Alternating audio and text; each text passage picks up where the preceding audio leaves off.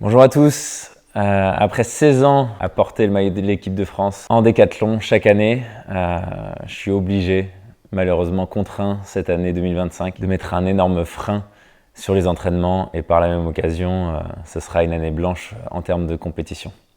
Après une année 2024 très compliquée où j'avais une grosse blessure à la hanche et j'ai totalement forcé dessus pour me donner une chance de faire Paris 2024. J'ai réussi à me qualifier avec cette blessure et la forme montée, je la sentais plus et ça a totalement pété juste avant les Jeux au meeting de Paris-Charletti. Contrairement à ce qu'on a pu voir en vidéo sans slow motion, on croyait que je tombais juste. Ça a été une très très grosse blessure. Ça a été une désinsertion du tendon du semi-membraneux. C'était mort pour Paris. Mais je me suis dit qu'avec les outils que j'avais en préparation physique et tout ce qu'on m'avait appris depuis que j'ai commencé ma carrière, je me suis dit qu'il y avait peut-être une chance sur 1000 d'y arriver.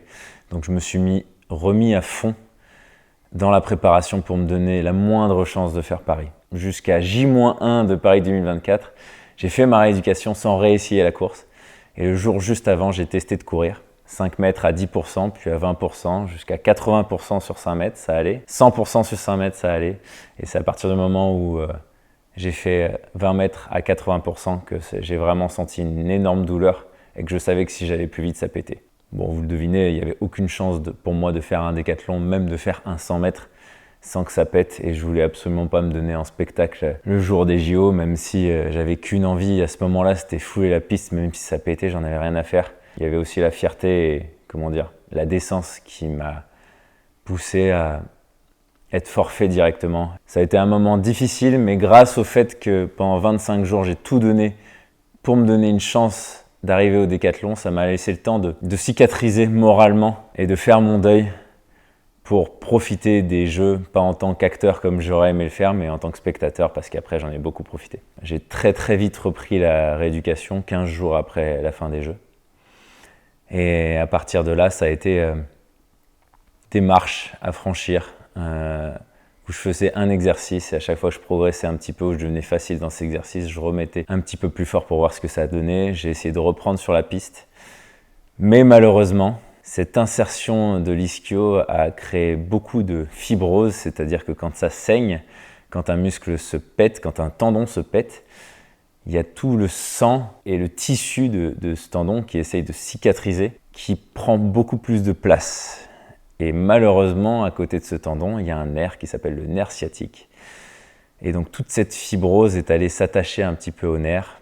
Un nerf sert à informer les muscles, de savoir quand ils doivent se relâcher et quand ils doivent se contracter. Et bien, depuis qu'il est hérité, malheureusement, tous les muscles qui sont informés par celui-ci n'ont pas les bonnes informations. Et des fois, je retourne sur la piste, tout va bien, tout va bien. Et au bout d'une semaine d'entraînement, j'ai un mollet qui pète alors que ça n'avait pas du tout prévenu. Donc voilà, le gros travail que j'ai essayé de faire, c'était de donner du lest à ce nerf pour qu'il se régénère. Mais pour l'instant, ça ne marche pas. En ce moment même, j'ai mis une croix totale sur les entraînements, c'est pour ça que ma saison 2025 sera totalement blanche. Mais j'abandonne absolument pas, dans le sens où j'essaye de nouvelles techniques qui peuvent permettre de faire en sorte que ça guérisse. C'est la blessure la plus compliquée de ma vie. J'ai réussi à passer au-dessus de toutes celles que j'ai eues avant. Celle-ci prend beaucoup plus de temps que prévu, mais je reste totalement optimiste et je suis beaucoup trop passionné de décathlon pour me dire que c'était le dernier au championnat d'Europe à Rome. J'ai encore pas mal d'énergie, pas mal de volonté qui me permettent de croire que je peux durer encore très longtemps. Tout simplement, il va falloir être très patient et se dire que l'objectif au final, c'est les Jeux 2028 et que tout ce qu'il y a avant, ce sera du bonus. Donc, c'est très difficile, mais j'ai complètement le moral parce que je fais ce que j'aime et je vis de ma passion. J'ai eu beaucoup de moments incroyables dans ma carrière. Malgré le fait que j'ai raté le plus beau rendez-vous qu'on puisse imaginer pour un sportif français qui sont les Jeux à Paris, chaque jour où je me lève et je vais en musculation et que j'ai l'espoir de pouvoir retourner sur la piste est un jour où je suis heureux. Donc je sais que je vais rien lâcher. Je me sens soutenu par mes proches, soutenu par mes sponsors. Nike et Infologic qui sont là depuis très longtemps, Infologic depuis 2016 et qui m'ont toujours soutenu et toujours été derrière moi. Et Nike, je porte du Nike depuis 2009, donc un énorme merci pour la confiance. Maintenant, je vais me tourner vers tous ceux qui me suivent depuis très longtemps, toute la communauté qui me suit en tant que décathlonien. Un grand merci pour votre bienveillance. Je dis pas que sans ça, j'aurais pas de motivation, etc. Mais vous êtes vraiment un bonus. Ça rajoute une petite chaleur dans mon cœur et un grand merci pour ça. Le moment le plus dur, ça a été vraiment quand le tendon a pété. Parce que le corps humain a cette formidable manière de couper les circuits quand c'est une très grosse blessure. Et quand ça a pété à Charletti, j'ai senti le tendon s'allonger sans aucune douleur. Heureusement et malheureusement, je savais que c'était une grosse blessure parce que j'ai rien senti. Donc quand je suis par terre à ce moment-là et que je crie comme un taré, c'est pas du tout parce que j'ai mal, c'est que je suis tétanisé sous le choc et un énorme choc, peut-être le plus grand de ma vie, parce que je passe de état de forme incroyable à c'est fini. Les jeux c'est fini, le rêve de faire les jeux à la maison, et c'est vrai que ça faisait au moins 6 ans que je rêvais de ce moment au javelot où j'allais demander la claque et où je savais que j'allais la recevoir par 80 000 Français avant de lancer.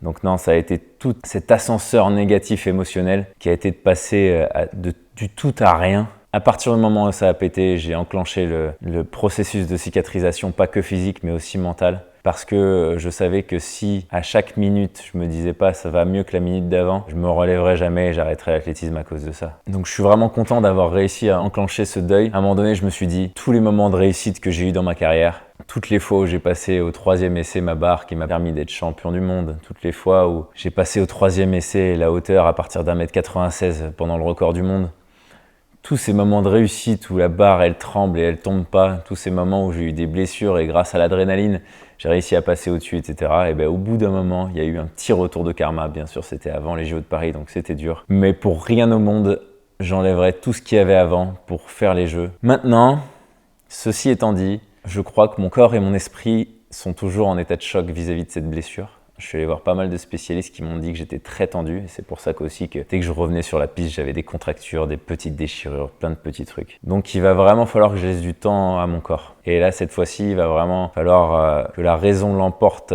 sur la passion, parce que ça a toujours été mon défaut et aujourd'hui, je le paye. Mais encore une fois, je vous le dis, c'est pas fini. C'était pas mon dernier décathlon à Rome aux Europes. Je suis toujours motivé, toujours passionné de sport comme jamais. Et, on va finir sur un petit peu d'optimisme. Dernièrement, j'ai joué une de mes dernières cartes, ma carte Joker avant l'opération. Et ça fait 15 jours que je fais les exercices que je voulais faire depuis un moment. Ça a l'air de marcher, très doucement. Donc on garde de l'espoir, on garde de l'envie. Et ça, j'en doute absolument pas, mais surtout, je garde de l'autodiscipline parce que je vais pas vous cacher que les exercices que je fais en ce moment, c'est pas faire une séance de lancer de poids ou un saut à la perche. C'est vraiment des exercices relous. Mais si ça marche et que ça me donne une chance de retourner sur la piste et de vibrer dans un stade d'athlétisme avec le maillot de l'équipe de France, je le ferai tous les jours. Je le ferai 2 fois, 4 fois, 5 fois par jour s'il faut. Malgré tous les exercices que j'ai à faire pour régler ce problème, je vais avoir du temps libre. Et je vais profiter de ce temps libre vraiment pour essayer de me régénérer, essayer de me relaxer, même faire des sports qui sont pas négatifs pour revenir et pas négatifs pour ma blessure. Je pense au golf et au tennis que je fais en ce moment ou au basket à moindre intensité, etc. juste pour me vider la tête. J'en ai profité aussi pour me marier. C'était un sacré moment et on se rend compte que quand il y a la femme qu'on aime et tous les gens autour qui sont là pour fêter notre amour, il y a des choses plus importantes que le sport et que les médailles. Avec beaucoup d'optimisme, je vous dis à très bientôt et j'espère sur les pistes. Allez, salut!